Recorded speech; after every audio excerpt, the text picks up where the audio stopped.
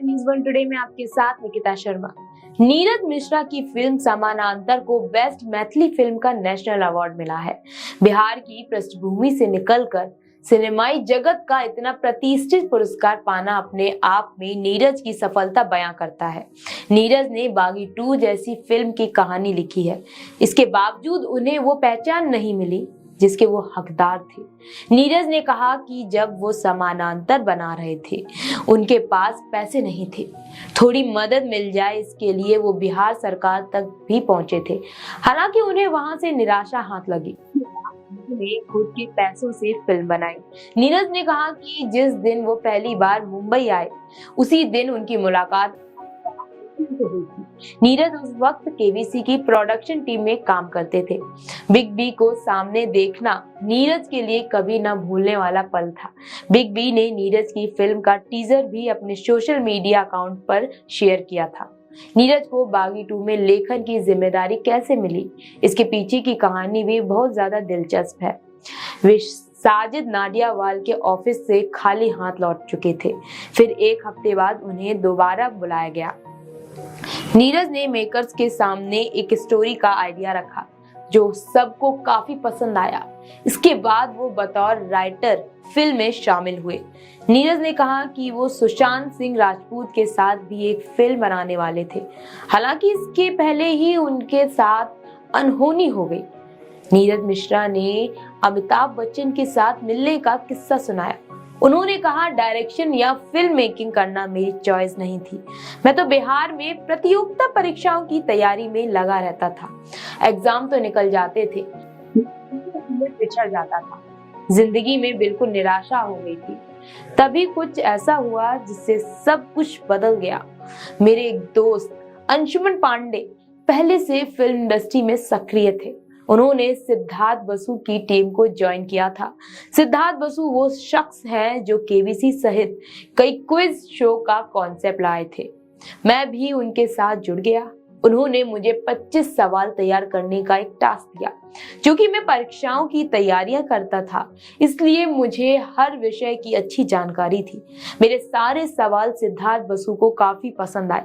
उन्होंने मुझे मुंबई बुला लिया। यह बहुत बड़ी बात है कि मुंबई में अपने पहले ही दिन मैं बच्चन साहब से मिल गया। बच्चन साहब को सामने से देखना मेरे लिए किसी मैजिक से कम नहीं था। मैं काफी सारे स्टार से मिला हूँ, लेकिन जो ऑरा अमिताभ बच्चन का है वो शायद ही किसी का नहीं है। फिल्म समानांतर की तारीफ खुद अमिताभ बच्चन ने की थी। उन्होंने फिल्म के टीजर को अपने सोशल मीडिया अकाउंट पर शेयर किया था। नीरज बताते हैं, मेरे एक मित्र हैं जयदीप सिंह। उन्होंने मेरी कई फिल्म मेकर से मुलाकात कराई। उन्होंने ही मेरा मुलाकात रेसुल पुकुटी ऑस्कर विनिंग म्यूजिशियन से कराई थी। मैंने रेसुल सर को अपनी फिल्म भेजी। उन्हें फिल्म काफी ज्यादा पसंद आई है।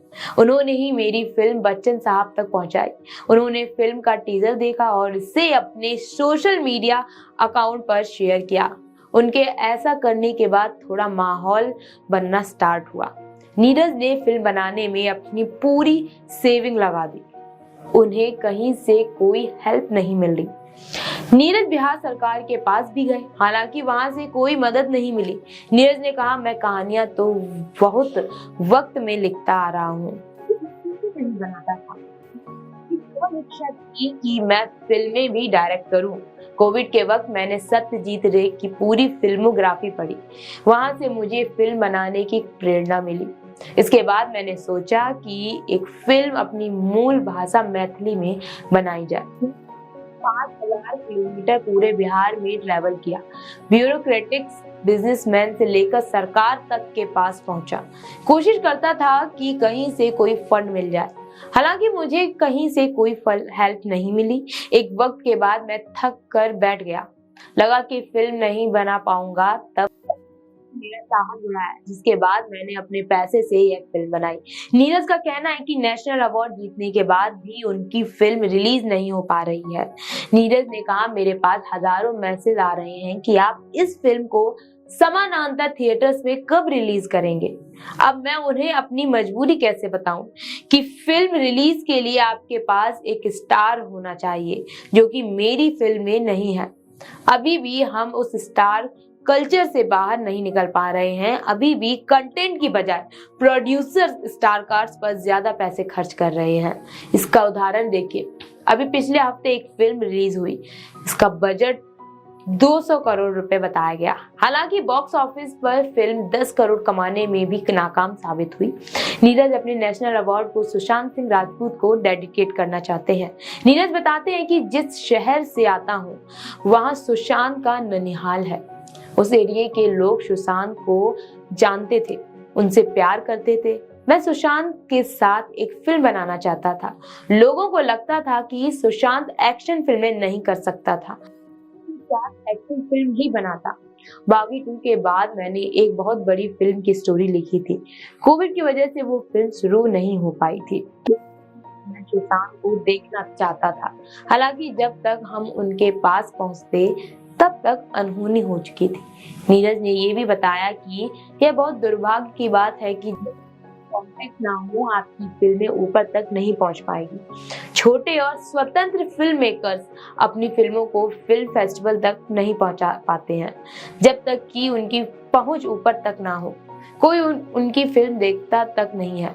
अगर आप इंडस्ट्री में किसी कैंप या बड़े लोगों के साथ नहीं जुड़े हो तो आपको पूछने वाला कोई भी नहीं होगा।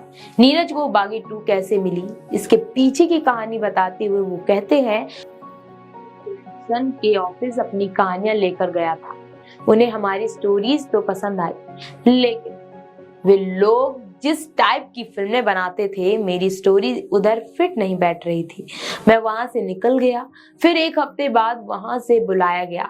उन्होंने बागी 2 को लेकर एक आइडिया मांगा। मैंने 2 दिन में उन्हें एक नहीं बल्कि दो आइडिया दिए थे। प्रोडक्शन टीम काफी प्रभावित हुई।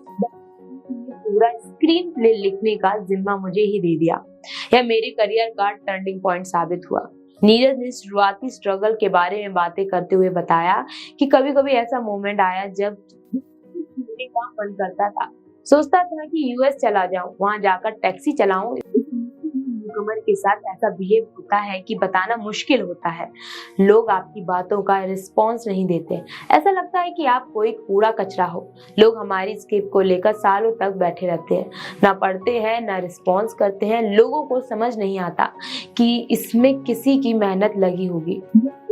आता है कि इसमें किसी की मेहनत लगी होगी। मैं कहता हूँ कि स्क्रिप्ट भले ही रिजेक्ट कर दीजिए, लेकिन पहले पढ़िए तो सही। हालांकि मुझे अब किसी से कोई शिकायत नहीं है। आज के वक्त में अगर कोई मुझसे हेल्प मांगता है तो मैं उसकी मदद जरूर करता हूँ। नीरज ने ये भी बताया कि वे बिहार से आते हैं, फिर भी अब तक मनोज बाजपेयी और पंकज त्रिपाठी के साथ काम नहीं कर पाए हैं। नीरज ने यह भी बताया, मैं मनोज बाजपेयी के साथ काम करना चाहता हूं, इसलिए काफी सालों से उनके पीछे भी पड़ा हूं। इसके अलावा पंकज त्रिपाठी के साथ भी काम करने की काफी ज्यादा मेरी तमन्ना है। बाउंड्री में बन गए हैं। पहले इनकी मैनेजर से बात करनी पड़ती है। मुझे रणवीर सिंह और रणवीर कपूर भी काफी अच्छे लगते हैं। इन दोनों के साथ भी काम करना चाहता हूँ। वही नीरज ने आगे कहा, मैं इंडस्ट्री से यह विनती करना चाहूंगा कि वो टैलेंट और कंटेंट के साथ कॉम्प्रोमाइज ना करें। हम कला का ही व्यवसाय करते हैं। जब हम कला के साथ ही समझौता करने लगेंगे तो कैसे काम चलेगा। हमारे पास पूरा सामर्थ्य है कि हम वर्ल्ड सिनेमा की तरह यहाँ भी फिल्में बना सकें। हमें बस टैलेंट को मौका देना होगा। कोई भी प्रोजेक्ट बस प्रोजेक्ट बनकर नहीं रहना चाहिए। आपको वीडियो कैसा लगा मुझे कमेंट करके बताइए। वीडियो को लाइक कमेंट शेयर करना ना भूलिएगा। देखते रहिए मेरे साथ न्यूज़ 1 टुडे।